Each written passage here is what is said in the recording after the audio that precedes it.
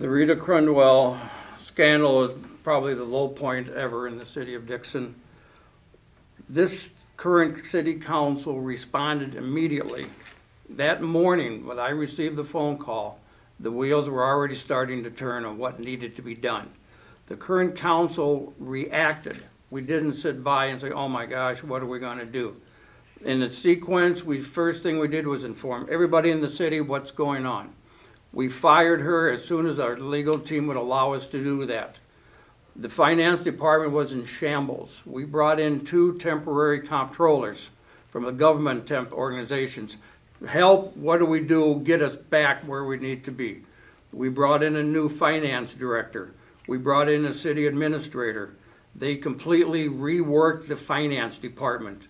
To spend any money now, it is a very long process. It could go in front of as many as 8 different people to purchase a sledgehammer, for example. Everybody, the person who buys it has to sign it, the department head has to sign it. It comes to the commissioner, it goes to the finance director, it goes to the council on one sledgehammer. Everybody is overseeing everything anymore. I can't say it will never happen again. It is something that would be extremely difficult to happen. You're never going to know. Vigilance and financial oversight is part of what a governing body does.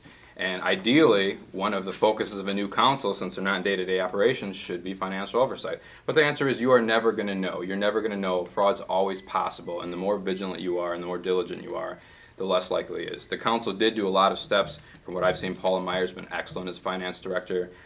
They brought in a city administrator, which is another thing my opponent opposed in July. He said he preferred a facilitator, sort of like our former city engineer. He wasn't even comfortable with the idea of a city administrator at first, although I believe it came around to that. But ultimately, some of the things that weren't done as well is 3 out of 5, which is a majority of the council members, opposed the change of form of government, and no sitting member advocated for it, not a single one. So the question before the voters is, who are they going to choose to implement this new form of government? A majority council, all of whom opposed it or didn't support it? But to the original question, you always have to be vigilant. You're never going to know for sure. I'm not exactly sure what your comments are about with the change of the manager. The question is on a different point. You mentioned facilitator. From the one meeting you were at there when that was mentioned, I said we need somebody to facilitate the city, to be the go-to person to make things work. That's where the word facilitator came up. You have 2 options. You go with an administrator or you go with a manager. The choice was made to go with administrator at that time because we thought that would be the easiest way to get somebody in there to do the day-to-day work. Never called for a facilitator. I said somebody to facilitate the needs. It was quoted in the paper.